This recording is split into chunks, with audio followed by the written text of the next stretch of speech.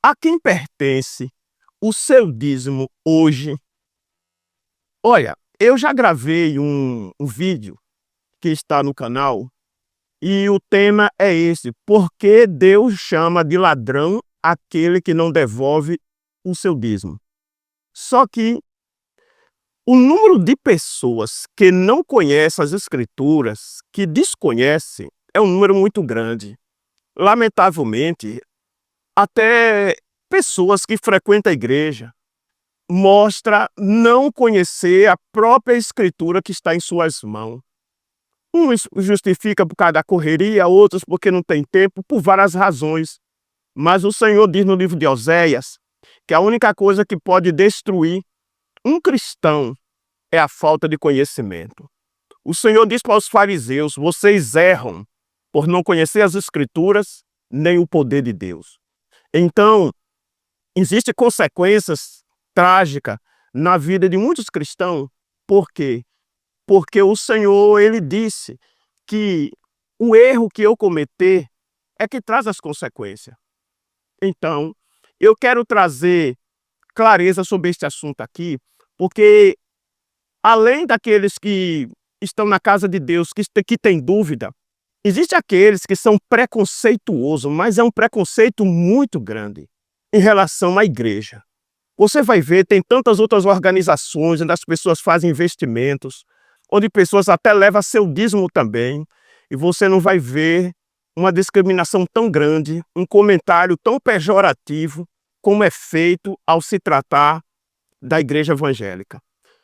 Eu não quero aqui justificar os erros de algumas autoridades, de alguns pastores. Eu não quero estar aqui fazendo justificativa de erros, só que desvio de conduta se tem em todo lugar. Em todo lugar que envolve ser humano, você vai ver pessoas que vai ter uma conduta errada, seja na polícia, seja na política, seja no conceito religioso, em todo meio. Mas o fato de alguém ter um comportamento errado, a gente não pode generalizar e dizer que esse princípio é errado. Por exemplo, quantas pessoas muitas vezes viram as costas para Jesus, desistem de servir a Deus por causa do mau proceder de alguém? A pergunta é: que culpa Jesus tem nisso? O que foi que o Senhor fez de errado para alguém desistir dele? Por causa do comportamento de alguém? A palavra de Deus está na mão de todo mundo.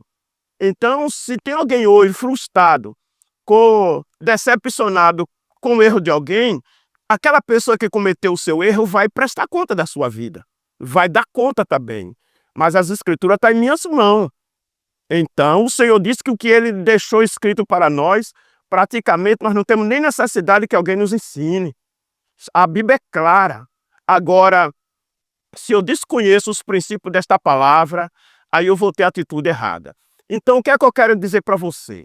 Tem muita gente que tem dito que o dízimo é do Antigo Testamento. Ele não tem mais valor no Novo Testamento. Então, isso aqui, onde é que Jesus falou sobre dízimo?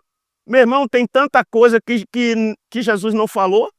Por quê? Porque não havia necessidade, porque é um princípio estabelecido. E eu quero dizer o quê? Que a Bíblia, que o dízimo não é nem uma prática da lei. A Bíblia não foi dado como, o dízimo não foi dado como foi dado os mandamentos da lei, não. O dízimo, ele é muito antes da lei ser estabelecida.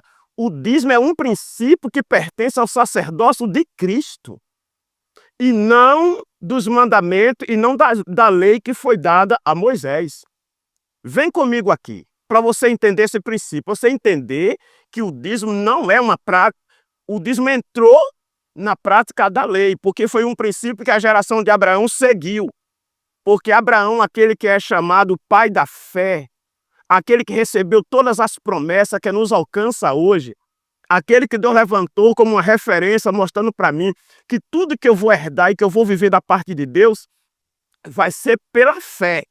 Porque não tem como eu hoje viver, no caso, me relacionar com Deus e ter da parte dele as respostas na minha vida se não for pela fé. Então, as promessas feitas a Abraão, lá no início, ela aponta para a igreja. Tudo que o Senhor tratou inicialmente a Abraão lá naquela formação, aponta para a igreja. Observe uma outra coisa. Deus, sabendo que o homem é terreno, então, para Deus explicar para ele coisas celestiais, Deus se prevaleceu de usar comparação daquilo que é compreensível aos olhos dele aqui, para poder explicar para ele aquilo que é eterno. Teve um mesmo que foi conversar com Jesus e ele falou: se eu estou falando de coisas terrenas, você não está entendendo, imagina se eu falar das celestiais. Então, muitas vezes, Jesus, para poder explicar o que diz respeito ao seu reino, ele usou de parábolas, comparações, para que as pessoas entendessem o que é que ele queria falar. Então, se tratando do dízimo, você vai ver no livro de Hebreus, aos Hebreus. No Novo Testamento não fala. Não fala para aquele que não tem atenção e que não tem reverência ou respeito à palavra de Deus. Não tem ela como prioridade. Então ele vai procurar alguma coisa que é do seu interesse. Mas o Novo Testamento deixa claro que o dízimo ele não pertence à antiga aliança. O dízimo pertence ao sacerdócio de Cristo e ele permanece para sempre. Observe aqui Hebreus capítulo 7, versículo de número 1. Então você que teve até alguns que no meu canal falou, me prove que o dízimo está no Novo Testamento. Não é todo mundo que eu vou estar dando explicação, porque eu tenho um compromisso com Deus, eu tenho um compromisso com aquilo que eu ensino. Então, quando aquele que decide não acreditar, é um direito dessa pessoa. Crer ou não, é um direito seu, é um direito de cada um. Acreditar é uma decisão. Se acha que não deve fazer, não deve... Ok, não é eu que vou buscar estar convencendo aqui uma pessoa que tem um coração fechado, que decide não obedecer, não considera. Tem gente que não acredita na Bíblia, tem gente que não acredita nem no próprio Deus. Então, é eu que vou mudar esse contexto? É eu que vou fazer acreditar por força? Essa função é dada só ao Espírito Santo. É ele que convence o homem do pecado e da justiça. E a Bíblia ainda nos diz que o homem natural não vai compreender as coisas de Deus, porque para ele vai parecer loucura. Mas aquele que tem o Espírito de Deus, esse daí entende, discerne as coisas. E ele por ninguém é discernido. Então, eu não tenho compromisso com o incrédulo, com aquele que decide não crer. Ok? Então, mas o meu compromisso é porque eu sei que tem alguns dos meus irmãos que ouvem tantas vozes e ele precisa de um pouco mais de clareza para ele se manter posicionado naquilo que até Deus já falou no seu coração. Então, no livro de Hebreus, capítulo 7, versículo 1, ele diz assim, porque esse Melquisedeque, que era rei de Salém, sacerdócio do Altíssimo, que saiu ao encontro de Abraão quando regressava da matança dos reis e o abençoou, a quem também Abraão deu o dízimo de tudo. Primeiramente, é por interpretação rei de justiça. E depois também rei de Salém, que quer dizer rei de paz. Sem pai, sem mãe e sem genealogia, não tendo princípio de dias e nem fim de vida, mas feito semelhante ao Filho de Deus, permanece sacerdócio para sempre. Considerai, pois, quão grande era este, a quem até o patriarca Abraão deu o dízimo de todo o despojo. E os que dentre os filhos de Levi recebe o sacerdócio, tem ordem segundo a lei, de tomar o dízimo do povo, isto é, de seus irmãos, ainda que tenha saído dos lombos de Abraão. Mas aquele cuja genealogia não é contada entre eles, tomou o dízimo de Abraão, abençoou o que tinha as promessas. Vamos aqui. Abraão está vindo de uma grande vitória. A vitória que Deus deu a ele contra aqueles 5 reis, certo? Ele vence 5 reis com apenas 300 homens. E quando ele está voltando, aquele sacerdócio chamado Melquisedeque saiu ao encontro dele. A Bíblia diz que esse sacerdote, ele não tinha pai nem mãe. Ele não tinha princípio de dias, não tinha início de dias e nem fim. Mas ele era um sacerdócio eterno. A teologia, no campo teológico, discute. Um diz que ele era uma figura do próprio Cristo, né? Que ali era uma figura Outro diz que ali era uma teofania, então isso quer dizer que era Jesus em forma de um anjo. Ou de uma forma ou de outra, tudo aponta para Jesus, porque ele é o único que é eterno, ele é o único que não teve início nem fim, e ele permanece sacerdócio. Então foi ele que vem a Abraão e toma, e recebe de Abraão o dízimo daquela vitória. Por quê? Porque Abraão vai ser a referência, Abraão vai ser o modelo para toda a geração que vai vir posteriormente. Quando ele faz isso, Isaac não era nascido, Jacó não era nascido, muito menos Levi, de onde assim procedeu a sua tribo. Então a Bíblia diz que quando Abraão se curva, a geração de Abraão se curva para esse sacerdócio. Então, diz o texto sagrado que quando Abraão se curva, Levi se curva, porque a Bíblia diz que Levi vai, e como ele ia proceder dos lombos de Abraão, que vem da geração dele, então essa geração vai se curvar perante esse sacerdócio. Isso se chama transferência. Transferência. Então observe o seguinte, então a Bíblia diz que o Levi, a tribo de Levi teve autoridade para receber o dízimo dos seus irmãos aqui, no período que assim Deus lhe concedeu, até o tempo que Jesus chegou. Por quê? Porque o Senhor, ele diz, no livro de aos Gálatas, que a lei serviu de condutor até a chegada de Jesus. Então, na chegada de Cristo, a Bíblia diz que ali houve uma mudança de sacerdócio. Então, termina o sacerdócio levítico e começa o sacerdócio de Cristo. A Bíblia diz que na morte de Cristo na cruz do Calvário, ele faz um só sacrifício. E a Bíblia descreve como lá em Jerusalém tinha um templo, e nesse templo o sumo sacerdote entrava uma vez por ano para oferecer um sacrifício por ele e pelo povo.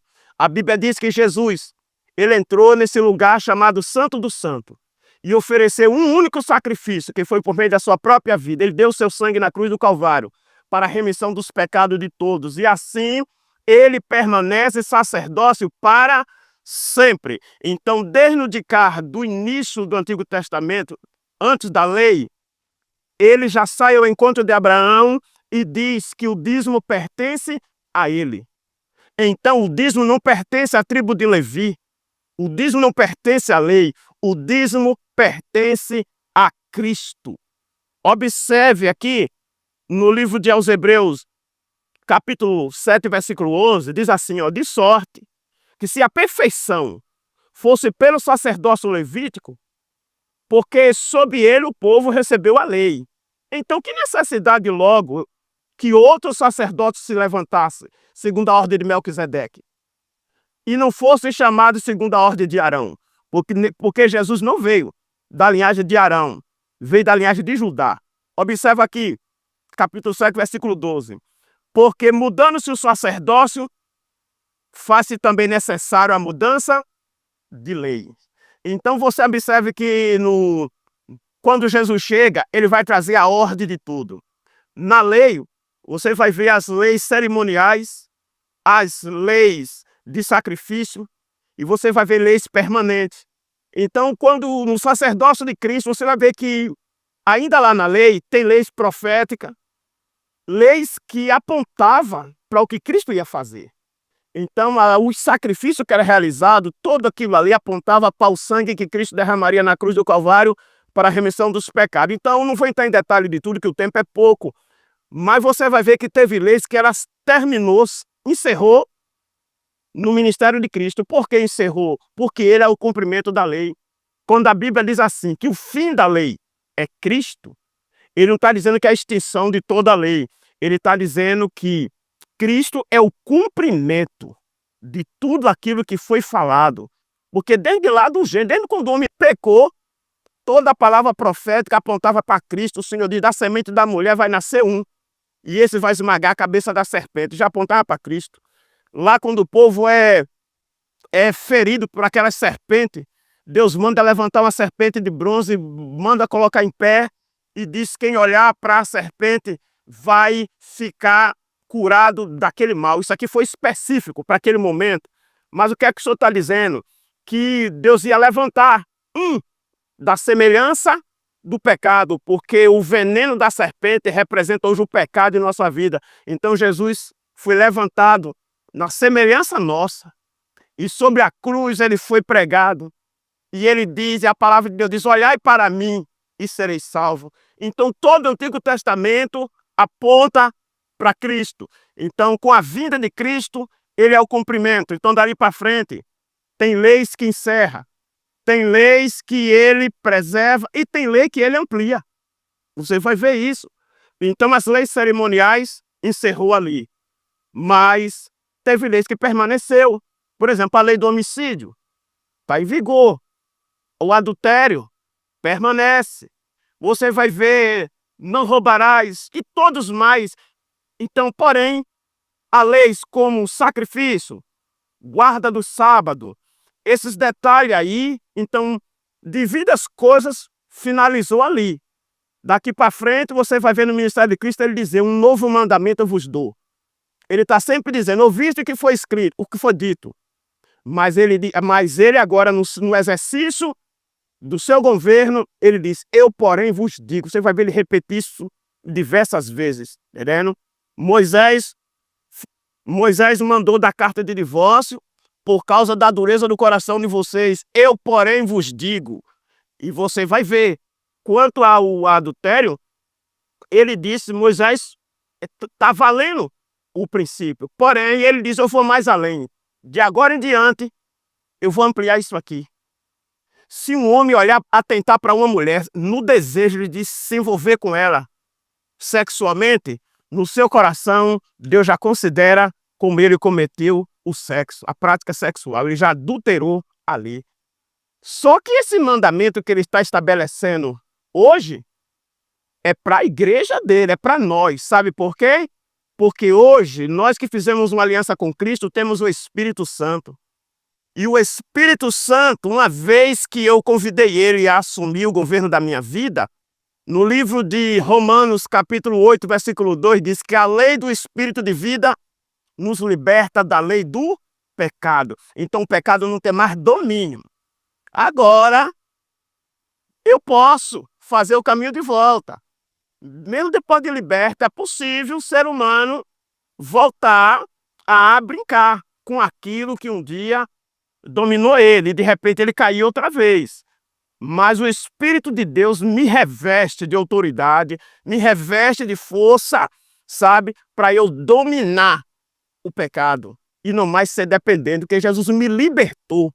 Se o Filho vos libertar, verdadeiramente sereis livres. Então os mandamentos que Deus está dando, ele está dando para a igreja dele, para aquele que foi revestido e que recebeu o Espírito Santo. Então o pecado não me domina mais, ok? Então o que é que acontece? O que ele está falando aqui, essa lei, o que ele ampliou, o que antes até era mandamento, mas ele, nos dias de hoje, ele nos leva mais além. Ele está falando isso porque ele sabe hoje, pelo Espírito Santo, que nós temos hoje uma autoridade, nós temos hoje um empoderamento de domínio maior do que na época da lei. Porque na época da lei, as pessoas tinham todo aquele conhecimento, mas não conseguiam dominar. Por isso que Paulo diz, escrevendo aos Coríntios, a partir do 7, ele diz, o que eu não quero fazer, eu acabo fazendo. E ele chega a dizer, miserável homem que eu sou, quem me livra do corpo dessa morte? Ele falou, quando eu quero fazer o bem, ele falou, eu percebo que o mal já está comigo. Então ele falou, eu tenho conhecimento de tudo, mas eu percebo que a minha natureza é mais forte. O pecado que estava nele dominava e levava ele a fazer o que ele sabia que era errado. Aí você vai ver lá no Antigo Testamento, conhecendo toda a lei, volta e meia como aquele povo estava caindo. Mas Paulo vai dizer, mas graças a Deus que nos dá a vitória, por nosso Senhor e Salvador Jesus Cristo. Porque agora, pelo Espírito de Deus, você pode vencer o pecado, você pode viver, sabe, nessa terra, mas sem a prática. Não é que não esteja sujeito a errar, mas se a gente tiver o temor a Deus e manter vigilante, com certeza nós temos como ter uma vida santa. Então, voltando para o dízimo aqui, basta ler o capítulo 7. Pode começar do do capítulo 6 de aos Hebreus, entre no capítulo 7, e daí você vai ver a palavra do Senhor deixando claro que o dízimo pertence ao sacerdócio de Cristo. Ele é o sacerdócio eterno, sob a ordem de Melquisedeque. Esse Melquisedeque é a prefiguração dele mesmo. Como o Senhor disse anteriormente aqui na palavra, que quando ele fez a promessa, como não teve a quem jurar, jurou por ele mesmo, né? Então, esse Melquisedeque, a própria teologia comprova que ele é a figura do próprio Cristo. E foi ele que foi lá e recebeu o dízimo de Abraão. Esse que ia ser nossa referência de fé. E agora, por causa do exemplo de Abraão, a sua geração levou a sério esse princípio, porque Deus queria que fosse assim, porque o dízimo é reconhecimento do seu senhorio. O dízimo é um ato de rendição, é um ato de reconhecimento a Ele como meu Senhor. Então, a minha entrega do meu dízimo para com Ele é uma demonstração da minha dependência, Pai. Isso aqui é a minha demonstração, primeiro que tudo pertence a Ti. Segundo, em tudo eu também sou dependente do Senhor. Isso aqui não decide tudo da minha vida, mas isso aqui é o meu ato de reconhecimento, que tudo que eu sou e tudo que eu tenho vem do Senhor. Isso aqui eu estou explicando de maneira bem mais clara no outro vídeo, que é porque Deus chama de ladrão aqueles que não entregam o seu dízimo. Vai lá e você vai ver a maneira como eu trato isso de uma maneira bem mais abrangente, para que fique mais claro. Só que aqui eu estou mostrando para você que essa prática não se restringe à lei. Ela entrou na lei, mas ela passa. Ah, mas Jesus não fez muito comentário. Observe, teve coisas que Jesus não precisou comentar tanto, mas comentou sim. Você vai ver que as pessoas que o Senhor teve mais dificuldade aqui na terra, no relacionamento, foi com pessoas religiosas. Pessoas que queriam viver de aparência, mas que não tinham temor nenhum. Então você vai ver que essas pessoas que eram, em especial os fariseus, essas pessoas, eles observavam a lei, eles até guardavam princípios da lei, porém com motivações erradas. Usava a lei, mas com motivações erradas. Não é diferente do dia de hoje, não. Então você vai ver Jesus falando em relação à oração. Oração não faz parte da nossa conduta? Os fariseus também oravam. O que Jesus condenou não foi o posicionamento deles de orar, mas foi a motivação errada deles. Como? Lê o capítulo 6 de Mateus. Jesus falou, quando orar, não ore feito os fariseus, que gostam de ficar em pé nas esquinas, nas praças, nas sinagogas, e a oração dele não é num ato de reconhecimento da dependência e a busca da direção de Deus, não. Jesus falou, o que eles fazem é para ser aplaudido pelos homens, é para receber honra das pessoas, é para ser visto. Então essa motivação de obedecer a palavra de Deus para receber aplauso e reconhecimento dos homens, Deus diz, eu estou fora disso. E Jesus condenou foi isso aqui. E Jesus também, no mesmo capítulo 6 de Mateus, ele diz, quando vocês derem uma esmola, ajudar alguém, não faça como hoje, que alguém tira foto e mostra para dizer, olha, eu estou ajudando, olha aqui o que eu estou fazendo. Infelizmente, em algum momento, às vezes, eu sei que tem pessoas que fazem alguma coisa para dar justificação, até aquelas pessoas que investiram, que doaram e tal, mostrar o que eu fiz, mas o Senhor diz para mim que quando eu estender minhas mãos e eu abençoar alguém, que eu não troque trombeta, que eu não faça questão de ser visto pelas pessoas, porque o Senhor diz que se eu espero recompensa, o aplauso das pessoas, eu não vou ter a bênção dele. Então Jesus falou para os discípulos, não faça feito os fariseus, e quando você fizer com a mão direita, faça com que a esquerda não veja. Mas ele vai entrar na questão do dízimo. Ele vai dizer lá no livro de Mateus capítulo 23, versículo 23. Jesus disse, olha, quando vocês, ai de vós, escribas e fariseus, vocês dão o dízimo do hortelã, dão o dízimo do endro, dão o dízimo do cominho, mas vocês desprezam o juízo e a misericórdia. Jesus falou, vocês devem fazer isso, dar o seu dízimo, porém, não despreze o juízo, não despreze a misericórdia e não despreze a fé. Então, o que é que o Senhor está falando? Ele está dizendo que é errado, jamais Jesus concordaria com uma coisa errada. Mas por que ele diz, devei fazer? Porque ele é o sacerdócio. O dízimo é um princípio que pertence a um sacerdócio eterno do próprio Cristo, ok? Então ele falou, vocês devem fazer isso, porém, vocês não devem desprezar, porque uma coisa não vai cobrir a outra. Não, eu obedeço aqui, mas isso aqui eu não obedeço. Onde você não obedece, você sofre a consequência. A palavra de Deus é para ser obedecida no inteiro, porque cada mandamento do Senhor, cada princípio vai nortear uma área da minha vida. Eu fecho aqui com a pergunta que disseram para ele, trouxeram uma moeda, tudo se tratando da questão financeira. É lícito eu pagar o imposto? Só que essas pessoas que faziam a pergunta não é porque queria aprender, não. É como alguém que muitas vezes faz questionamento, não é porque ele quer aprender, ele quer tentar criar um constrangimento naquilo que está sendo falado. Ele quer, muitas vezes, desvirtuar a atenção de alguém que até está considerando esta palavra. Então os fariseus faziam a pergunta a Jesus, não é porque queria aprender, era para ver que pegava ele numa falta. E me perguntaram, é lícito eu pagar o imposto a César? Agora veja, eu devo pagar o imposto a César, o imperador, o governo da época? Jesus disse o quê? Traz uma moeda. Trouxeram a moeda. E ele fala, de quem é essa alfringe que está aqui nessa moeda? Essa cara aqui é de quê? De César. Ele falou, então dê a César o que é de César. Porém, dê a Deus o que pertence a Deus.